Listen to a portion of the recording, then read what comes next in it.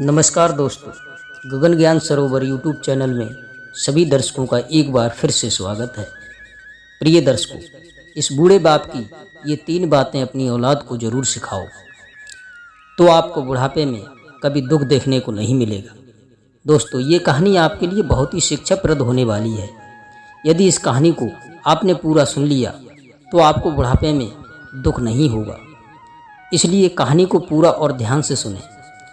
तो चलिए दोस्तों, जानते हैं बुढ़ापे की वो 3 बातें कौन सी हैं। तो दोस्तों, शुरू करते हैं आज की ये ज्ञानवर्धक कहानी। आज हम बात करेंगे बुढ़ापे की वो 3 बातें कौन सी हैं जो हमें अपनी औलाद को सिखाना चाहिए। दोस्तों, एक बार की बात है, किसी गांव में एक दुकानदार रहा करता था।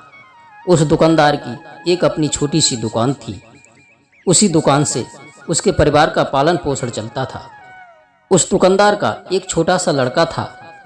दुकानदार की पत्नी तो गुजर चुकी थी, वो अब इस दुनिया में नहीं थी। दुकानदार अपनी दुकान पर एक नौकर को रखता था। उस नौकर के साथ दुकानदार भी अपनी दुकान पर बहुत मेहनत से काम करता था। मेहनत इसलिए करता था ताकि उसके बच्चे की परवरिश अच्छे से हो सके। वह अपने बेटे को अच्छे स्कूल में पढ़ाना चाहता था, उसे अच्छी शिक्षा दिलाना चाहता था। दोस्तों, धीरे धीरे समय गुजरता चला गया और उसका बेटा भी बड़ा होने लगा। एक दिन की बात, दुकानदार का बेटा अपने दोस्तों के साथ खेलने के लिए चला गया। अपने दोस्तों के साथ खेलते समय वह गिर गया। गिरने से उसको काफ़ी चोट भी लग गई थी। दुकानदार का बेटा दर्द के कारण से जोर जोर से रोने लगा और चिल्लाने लगा। जब दुकानदार को पता चला तो भागता हुआ अपने बेटे के पास पहुंचा तो देखा उसके बेटे को काफ़ी चोट लगी है और खून भी काफ़ी बह रहा है। दुकानदार अपने बेटे को कंधे पर डालकर गांव के ही अस्पताल में लेकर के पहुंच गया।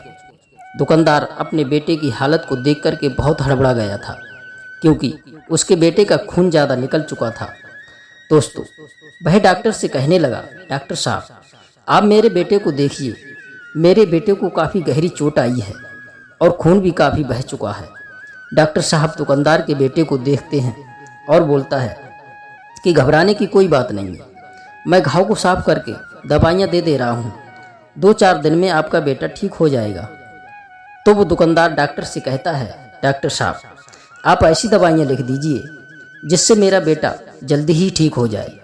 डॉक्टर कहता है कि आप घबराएं मत, मैंने दवाइयाँ लिख दी हैं, आप इन दवाइयों को ले लें, आपका बेटा जल्दी ही ठीक हो जाएगा। उसके बाद वह दुकानदार अपने बेटे को लेकर अपने घर आता है तो अपने नौकर से कहता है कि तू बाजार जाकर मेरे बेटे को ताकतवर चीज़ें खाने के लिए लेकर आ, जिससे मेरे बेटे के खून की भरपाई हो सके। तो उसका नौकर बाजार से फल लेकर आता है और वो दुकानदार उन फलों से जूस निकालकर अपने बेटे को पिलाता है, जिससे जल्दी से जल्दी उसके बेटे की जो खून निकल चुका था उसकी भरपाई हो सके। कुछ ही दिनों में उसका बेटा ठीक हो गया। जैसे जैसे समय निकलता गया और उसका बेटा भी बड़ा होने लगा, बेटा जवान हो गया। उधर दुकानदार भी मेहनत और लगन से उसकी छोटी सी दुकान भी मॉल में परिवर्तित हो गई। जब उसकी दुकान मॉल बन जाती है तो उस मॉल की जिम्मेदारी अपने बेटे को दे देता है और अपने बेटे से कहता है, बेटा, अब तुम बड़े हो गए हो और इस मॉल की जिम्मेदारी अब तुम ही संभालोगे। उस मॉल की जिम्मेदारी उसका लड़का संभालने लगता है। एक दिन दुकानदार ने विचार किया कि अब मेरा बेटा जवान हो गया है, अब इसकी शादी कर लेनी चाहिए। दोस्तों, एक सुंदर सी लड़की देखकर बड़े धूमधाम से अपने बेटे की शादी कर लेता है। शादी होने के बाद जब उसकी पुत्र वधू उसके घर आती है तो उसकी पुत्र वधू उसका ख्याल नहीं रखती है, दुकानदार की देखभाल नहीं करती है। लेकिन फिर भी दुकानदार सोचता है कि कोई बात नहीं, अभी उसमें लड़कपन है, जब मैं बूढ़ा हो जाऊंगा तो मेरा ख्याल ज़रूर करेगी। शायद इसलिए नहीं करती होगी कि अभी तो मेरे हाथ पैर चल रहे हैं, अभी मुझ में काम करने की शक्ति है और वैसे भी मुझे किसी की आवश्यकता भी नहीं है। जब मैं बूढ़ा हो जाऊंगा तो मेरी देखभाल मेरा बेटा और मेरी पुत्र वधू ही करेंगे। दोस्तों, इसी प्रकार से समय निकलता चला गया और समय के साथ साथ वो दुकानदार भी बूढ़ा हो गया। जब वो दुकानदार बूढ़ा हो गया तो वह पलंग पर सोने लगा। जब वो पलंग पर सोता था तो रात को अचानक ही उस पलंग से नीचे गिर जाता था। लेकिन उसकी बहू उस बूढ़े दुकानदार का कोई भी देखभाल नहीं करती है। दोस्तों, तब उस दुकानदार का बेटा कहता है कि पिताजी, आप नीचे लेटा करिए, आप पलंग पर मत सोइए, आप पलंग से बार बार गिर जाते हो। तो दुकानदार बोलता है, ठीक है बेटा, मैं नीचे ही लेट जाया करूँगा। लेकिन एक दिन वो बूढ़ा उस तख्त पर लेट गया और अचानक रात्रि में उस तख्त से नीचे गिर गया था। नीचे गिरने से उसको काफ़ी चोट लग चुकी थी। उसकी बहू अपने ससुर को गिरते देख लेती है और ये भी देख लेती है कि मेरे ससुर को चोट लग चुकी है, लेकिन फिर भी वो अपने ससुर को जाकर नहीं उठाती है। उस वक्त उसका पति घर पर नहीं था, लेकिन वो अपने पति को फ़ोन करती है और कहती है कि तुम्हारे पिताजी तख्त से नीचे गिर गए हैं और उन्हें चोट लग चुकी है। आपके मना करने पर भी वो तख्त पर ही सोए और आप तो उन्हें मरने के लिए यहीं छोड़ जाते हो। जल्दी आओ और इन्हें डॉक्टर के पास ले जाओ। तब वो लड़का कहता है कि ठीक है, तुम काका से कह दो वो डॉक्टर के पास लेकर चलें, मैं वहीं पहुंच जाऊंगा। वो लड़का अपनी दुकान पर रहने वाले उस नौकर से काका कहा करता था, क्योंकि उसके पिताजी के साथ साथ वो नौकर भी बूढ़ा हो चुका था। दोस्तों, तब वो नौकर अपने मालिक को लेकर के डॉक्टर के पास पहुंचता है और देखता है कि अभी तक उसका बेटा नहीं आया है। तब वो नौकर उस दुकानदार के बेटे के पास फ़ोन करता है और कहता है, मैं मालिक को लेकर डॉक्टर के पास आ गया हूँ और आप अभी तक नहीं आए हो। तब वो दुकानदार का बेटा बहाने बनाने लगता है और कहता है कि मेरी गाड़ी की चाबी नहीं मिल रही है, इसलिए आने में मुझे देर हो जाएगी। दोस्तों, वो नौकर सोचने लगा कि जब बचपन में इसको चोट लगी थी तो इसके पिता ने पैदल ही 10-15 मिनट के अंदर ही इसे अस्पताल पहुंचा दिया था, और आज इसके पिता को चोट लगी है तो इसे आने के लिए गाड़ी की ज़रूरत पड़ रही है।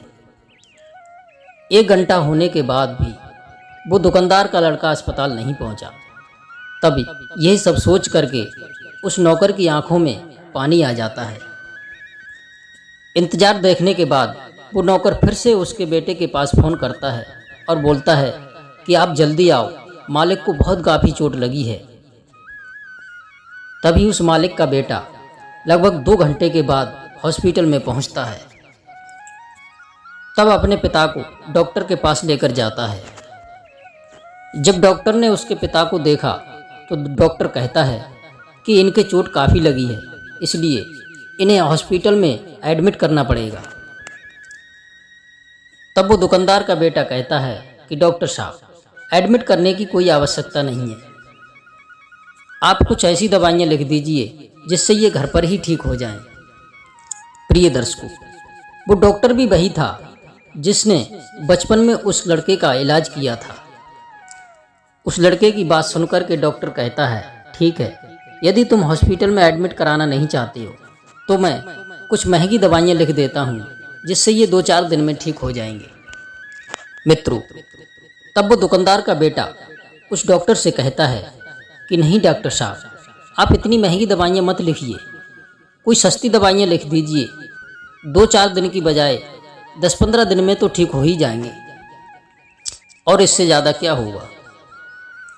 दोस्तों, डॉक्टर सोचने लगा कि ये वही बाप है, जब इसके बेटे को चोट लगी थी तब इसका बाप बोल रहा था कि आप महंगी से महंगी दवाइयाँ दो जिससे मेरा बेटा जल्दी से जल्दी ठीक हो जाए। लेकिन आज वही बेटा ये कह रहा है कि आप सस्ती दवाइयाँ लिखिए, 2-4 दिन की बजाय ये 10-5 दिन में ठीक हो जाएंगे। मित्रों, फिर वो डॉक्टर साहब उस दुकानदार के बेटे को एक तरफ ले जाते हैं और उनके पीछे पीछे वो नौकर भी चला जाता है। दोस्तों, तब वो नौकर और डॉक्टर साहब उस लड़के को सारी बात बताते हैं कि किस तरीके से उसे बचपन में चोट लगी थी और उसका पिता कितना घबरा गया था। तब डॉक्टर और उस नौकर की बात सुनकर उस बेटे को बड़ा पश्चाताप हुआ।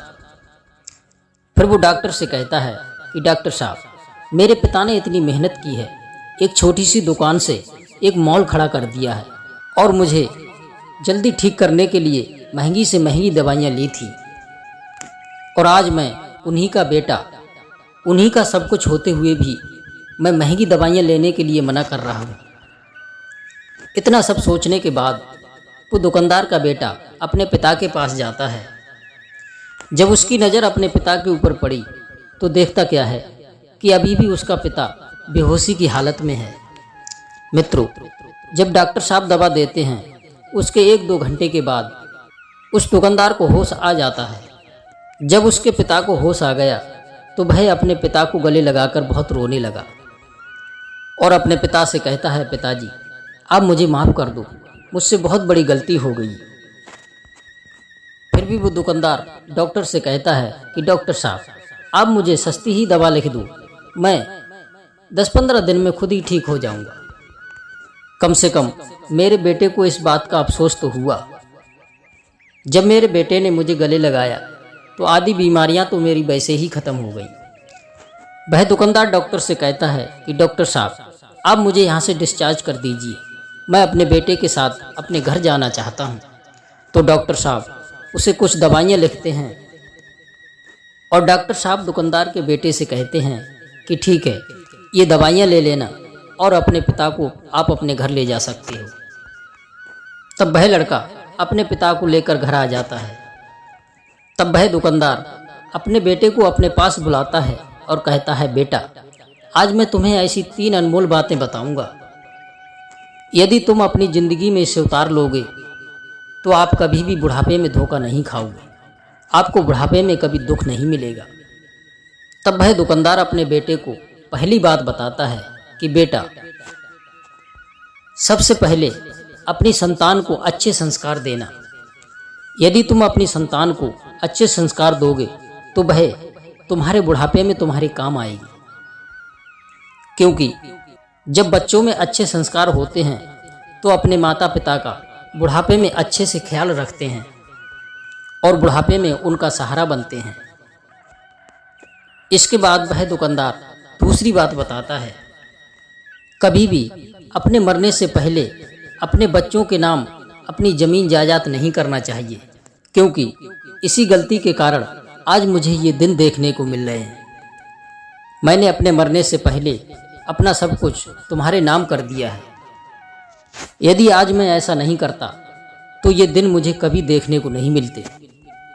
बेटा, आज मैं बूढ़ा हुआ हूँ, कल के लिए तुम भी बूढ़े होगे और तुम्हारी औलाद तुम्हें भी दुख देगी। इसलिए बेटा, अपने मरने से पहले अपनी ज़मीन जायदाद कभी भी अपने बच्चों के नाम मत करना। यदि तुम ऐसा नहीं करोगे तो तुम्हारा बुढ़ापा सुख से कट जाएगा। और तीसरी बात दुकानदार अपने बेटे को बताता है कि अपनी औलाद को अच्छे दोस्तों में रहने की इजाज़त दें और ये देखना चाहिए कि उसके दोस्त कैसे हैं। यदि तुम्हारी संतान अच्छे दोस्तों में बैठती है तो उसमें अच्छे संस्कार आएंगे। यदि वह बुरे दोस्तों में बैठता है तो उस पर बुरा प्रभाव पड़ेगा। वह दुकानदार अपने बेटे से कहता है, बेटा तुम मेरी 3 बातों को अपनी गांठ में बांध लो तो तुम्हें बुढ़ापे में कभी कोई दुख नहीं होगा।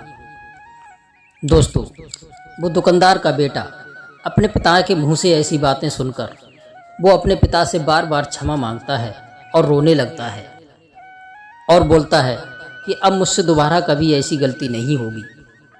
दोस्तों, हमें कभी भी अपने माता पिता के साथ बुरा बर्ताव नहीं करना चाहिए, क्योंकि आज हमारे माता पिता बूढ़े हैं और कल के लिए हम भी बूढ़े होंगे, हम पर भी बुढ़ापा आएगा।